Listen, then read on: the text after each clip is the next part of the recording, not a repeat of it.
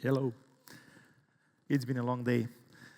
So, I'm born here in Belgrade, and in the high school I used to have a rock band, but obviously my guitar playing skills were never so good to be able to come to this stage, so thanks to IT Belgrade team for inviting me and for trusting my other skills are worth for all of you and this stage for me. So, when I was thinking what is the topic that I should talk about today, I decided to choose something that they didn't teach me in school, and obviously they didn't teach me on my MBA, so I had to go through trial and error and to see how these things are functioning in practice. So that's why today we'll talk a bit about investment. When we talk about the investment or any topic, usually I start with trying to break up silos and to see how that looked like throughout history. And basically, the history of investment is as long as our ability as a humankind to spend the whole year at a specific place and to plan in advance. So basically, from the moment when we were able, with the agricultural revolution, to have our home for 12 months in a year, we started to think how we can actually now collect all those products and what we don't need for a specific purpose now to invest them in the future and obviously to make some profit. And the point of investment didn't change over time, but what we are specifically interested in today are modern ways to invest, which appeared after World War II, when basically the first VCs and the private equity started to roll out as a model. In order to understand that story, we need to see who is behind that story and what are all the personas that we need. So the first one that we will start today is Alice. And Alice is a successful founder, a successful businesswoman, and someone who wants to invest her own money. So if she wants to go with a conservative approach, and obviously if Alice is from Balkan, she would have number one choice as real estate. So for all those who are not familiar, they would here teach you in Balkans, first you have roof on top of your head, you have your four walls, and then everything else is settled down. That's what we still have as a legacy. If she starts thinking, okay, what can I do with my apartment? It's obviously not liquid, and I need to diversify my assets. Then she would spread her choices to gold, ETFs, bonds, or even blue chip stocks. But if she wants to go with a bit open-minded approach, then she would obviously be maybe here among you and think about, beside regular stocks, about crypto, maybe be part of the VC track and listen to some of our pitches and decide to participate in our startup as an angel investor. But one day, she just receives a call from Bob, and Bob asks her to invest in his VC. So Bob is planning a new VC, and obviously, what Bob needs to do, he needs to stand out of all these other options that Alice has on the table, and he needs to convince her that he is the best option. So what's his story? Bob is a managing partner at VC. Maybe you met him also here at the conference. And obviously, he has some traditional model how he works on. So basically, he has 20 LPs in his VC. Alice should be one of them. Then the lifespan of his VC is 10 years. He says, okay, I will invest for 3 years, then I will follow up for the remaining 3 or 4 years, and the last part of my lifespan in this VC will basically be dedicated to the exit strategy. He has great investment thesis, he has a great network, and basically he is pitching to Alice that he will be able to provide 5x to her, which is not something that gold or real estate can provide. So what he says, I have a great network, and I speak with 50 startups every week. That's something which is also important for you to keep in mind. And now we come to the most important person here, that is Eve. And Eve has a brilliant idea, and she wants to build her startup. So what are her goals? She obviously wants to move fast, to hire right people. She wants to make right choices, launch product to the market, but keep a runway so she can sustain that business. And once, when the product is launched, to have attraction and then to scale. That's pretty much, in a nutshell, how her journey could look like. Obviously, she has few options on the table. One of those options is that she will bootstrap that. Another option is that she will get some grants, but also she can go through the fundraising process. And, of course, anything that we do in life has some risks. So basically, risks is that she will run out of money, she will make wrong choices along that way, make a wrong deal, or she won't be able to sell her idea or her product to the market. And the same as Bob, she needs to stand out and to convince others that her idea is brilliant and that she is able to deliver that.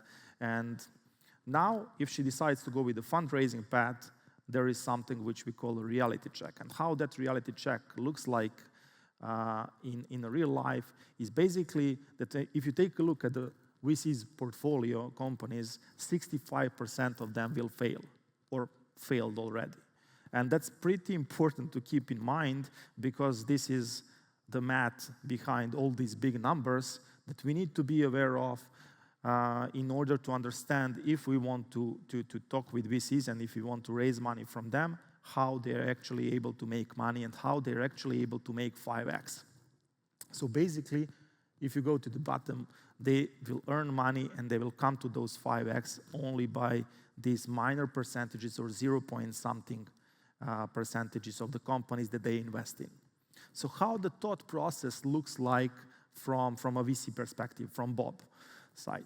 First, he will think about what's your track record and can you actually deliver. So if you already proved that you can deliver through previous companies, previous acquisitions, previous multipliers for VCs, that's obviously a plus. Then, can you raise again in 18 months? Usually when you agree with the VC, the lifespan of that investment should be 18 months. So basically, they expect from you to explode during that period. They will provide you with the fuel, and that investment is nothing more than your promise. Then in 18 months from now, you will be in a better position and raise the next round. Then, can you go with 100x of my investment in less than 10 years? Why is that important? Because if you remember, the lifespan of a VC is 10 years, and 100x is obviously important because of this left side of the slide, because if they don't see the potential of 100x, then basically they are not sure that the math will work for them. Obviously, if they don't see a potential for 10x, they won't even bother talking with you. So it might sound cruel, it might sound as not fair, but it's how this mathematics works. So it's important for you as a founder to be aware of that in order to be able to position yourself and to understand what kind of game you're entering. Another important thing is who else is investing and who is already on the cap table. That's something that can, if you remember about risks from Eve, that she made some wrong choices, and if she has a masked cap table, that can be a huge red flag, or in the best case, yellow flag for an investor not to go into that deal. And last but not least, the question is, are you actually ready? If you're not ready for the fundraising, that means that you need to go and to look for other options. And those other options would usually be some grants, incubators, or accelerators programs. What you as a founder need to think about if you are about to enter some kind of that program or to apply for it, first is obviously what you will get. Will it enable you to move faster? Will it enable you to expand your network in a useful way? Will it provide you some funds or at least access to some funds? Then second thing is, what do you give beside your time? Obviously, what is the business model on the other side? Who are the sponsors there? Who is financing that incubator or accelerator? How they earn money? and how will actually they sustain. So what is actually your role beside providing your time and being committed to the specific problem, to the specific program. And again, last but not least, is how will it affect your cap table if they are taking some portion of your equity, how that will look like in the future stages when you want to raise from VCs or from some other investors. So those are 3 things for you as a founder to think about when you actually want to go with some program which is usually going before the fundraising part. Last year, we organized the very first incubator here, which was basically the first private equity Web3 incubator in Serbia.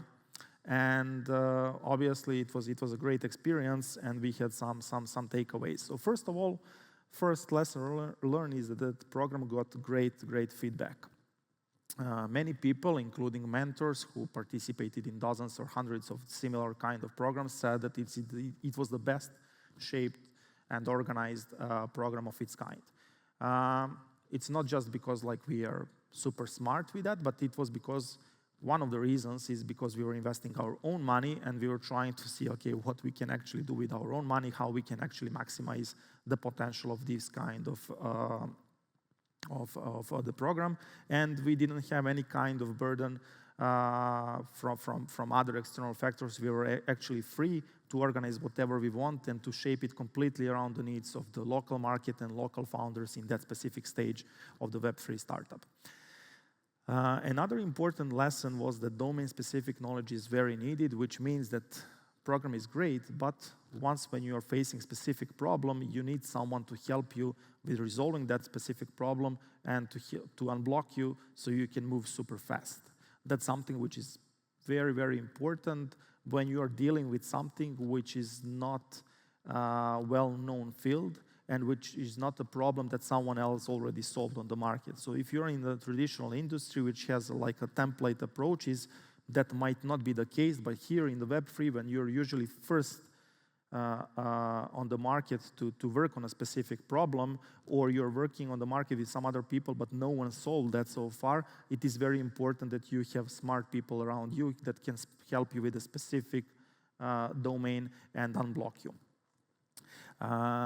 If you're focusing on the region or even locally here as we were last year, it's very hard to have continuous pipeline of ideas and continuous pipeline of founders.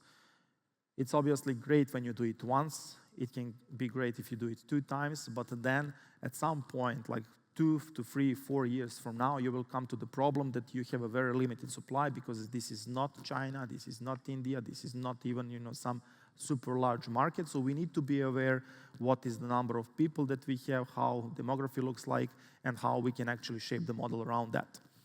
Obviously, there is a need for funding. It's not easy to bootstrap this, especially if you take a look at these numbers that I had for VCs, then you need to understand that incubators are even more riskier because you're entering super early. So it means that if 65% of the VC portfolio companies fail, for incubator, you can expect that number to be even bigger. So in order to be able to sustain, you need to be in this place for a long period of time, and you need to have funding to support all these startups along their journey. And one of also important thing was we obviously need to adjust our model and to think about what is the fair for everyone in this ecosystem, so you can actually continue with your journey even after the program, and at some point you can raise funds from traditional investors. So those were key lessons from last year. And one of the questions that people pretty frequently ask me, okay, this was super great. Do you think now to go with something which is more general, not Web3 focused? My usual answer was no, we might even put a bigger focus on something which is more specific, so narrow down our investment thesis and our approach, because that's the biggest value that we can actually bring with the specific help in the specific part of the industry, not to go too wide. When you take all of this into consideration, and many talks that I had with people and many feedback loops, then we came to the thought process how that could look like in the future. So first thing, You remember that I said that we are limited with the supply and pipeline of founders and ideas. It means that we need to create a global program and global network if we want to have sustainable model. Another thing is that you need to provide funding opportunities, which means that, again, that you need to have a network of people who will actually support your startups, not just you as entity or you as a company or consortium of companies. You need to have a larger network of investors that will be able to provide various funding opportunities for those startups. Then you need to have focus on the problem solving, because in these super early stages, it is very important that those people move fast. And if you want to enable founders to move fast, beside funding, you need to provide them with a specific problem solving skills, again, focused around specific domains. Then you need to create inclusive and collaborative model that is pretty much everyone familiar with. So all those players that we remember from the beginning, you can stand out among all options that they have on the table, and they will see you as a great channel for them to funnel their investments, which means that you need to align your models with their familiar mathematics and numbers, how they operate. Obviously, if you have so many players here, it means that you need to incentivize all those members, and to have so all of them have skins in the game, and all of them want your incubator and your program to succeed, and all of them work in favor of your startups. And when you look at all of that, this is the model that we ended up with. So basically, on the top of this model, obviously, we have startups and founders, and as I mentioned, they have access to two types of funding. One is the traditional investment funding, another one is the bounties pool. Bounties pool is pretty much something that ecosystem partners can use as their model for grants, their models to build community, and it's equity free. So basically, it's something that we as startups are used to. If we want to expand our reach to the specific network, to the specific ecosystem, we know how to work with those models. And then you have investment pool, which is obviously going through some investment models, either safe or soft or whatever. And of course, you have a program in the background. Behind the investment pool, you have investors. Behind the bounties pool, you have ecosystem partners, and all of them can delegate mentors, and investors are also delegating a steering committee, which is basically handling governance along with the team who is working on the program and who is managing all of this. So basically, if you map, you have so many stakeholders here, because obviously you have founders and startups on top, but also in order to make it happen, you need investors, you need partnerships, you need mentors, you need steering committee, and you need a team that will actually move this day to day and make it happen. So all of them need to be incentivized, and the way how you incentivize them is similar to the VC model. Basically, you have a carry formula, and out of that carry formula, you make everyone's, if there is a success, everyone is sharing that success. And obviously, investors get first checks in order to cover their initial investments. So the more and more I was thinking about this, it reminded me that some of these pain points in the traditional finance can be actually really resolved through DAOs, and that this model that I'm trying to present looks like something which is a natural fit and perfect fit for DAOs. Why that is the case? Well, first of all, you have a transparency and you have fair game for everyone. Being fair, it's pretty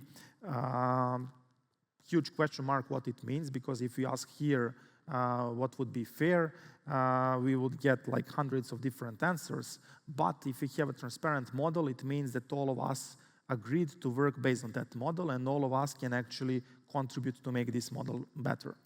Another important aspect that DAOs and Web3 world can bring is the liquidity. So basically, we can instantly support operations and instantly fund startups much faster than in traditional world.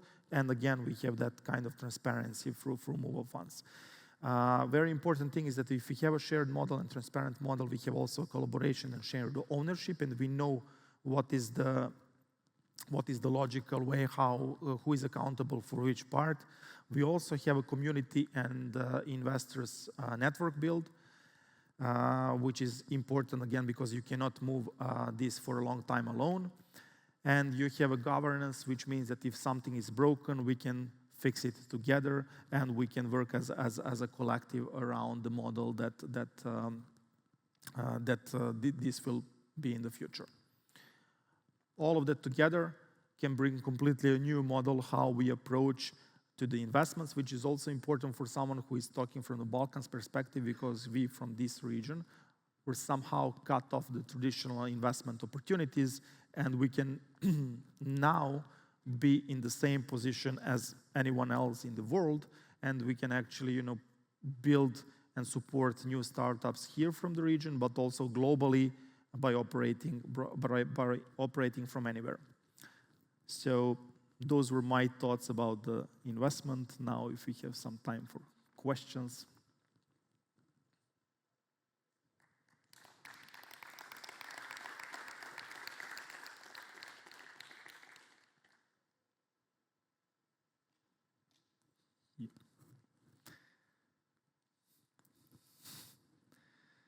Yeah, I think there is a mic coming. Hey, Peter. Great talk. Question in terms of when a startup decides that they want to raise money, but then these startups have some challenges in the beginning. And first, okay, and here's a use case for the challenge. So if you want to build a DeFi product, sometimes it's hard to be fully compliant with the law, because you have to build up an MVP, test it out, and then validate a couple of hypotheses, and then actually have a use case to raise money with. So when you're in this position, is it better to maybe move away from VCs more towards business angels when there is this large of a risk, or are VCs also willing to take this risk and maybe learn with you? Mm-hmm. Yeah. Usually they would go, during the due diligence process, they would obviously, assess all the risks and in which stage you as a startup are. Obviously, one of the things that VCs, but also angel investors need to have is a super strong network. So even if they are not able to help you in-house with a specific problem, they need to be able, to direct you to someone who can help you with the problem solving. But if you take a look at these kind of programs like Incubator is, these kind of programs should be focused around problem solving. Because it's super cool today, we can basically, take any book from Amazon or any course, and even we can come to the same theoretical knowledge as someone who is going to Harvard or Stanford, best universities. But the point is not for you to get, theoretical knowledge. The point is how you actually apply all of that on a specific use case that you have and on a specific problem.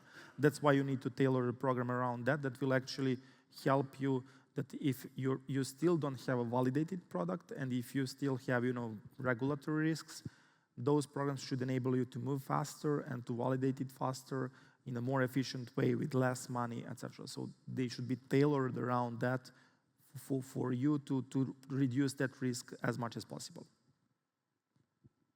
Thanks.